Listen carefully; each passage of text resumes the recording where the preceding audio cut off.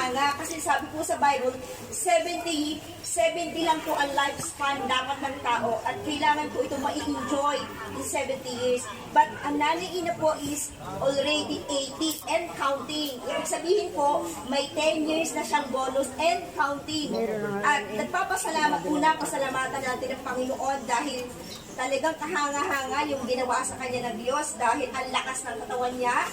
Nakita niyo naman kung gaano siya ka-energetic at patuloy na ang biyaya ng Panginoon ay sumakanya lagi. Kaya kasi sabi nga, every year talagang kailangan natin i-celebrate ang birthday na ganito kasi this is a very special day for her dahil every day yung buhay niya ay ang ganda. Kaya, Nanay Ina, for you have a birthday and more birthdays to come. At bago po ako mag-declare ng blessing, ay isang pasasalamat sa buhay niya dahil siya ay ginamit din sa amin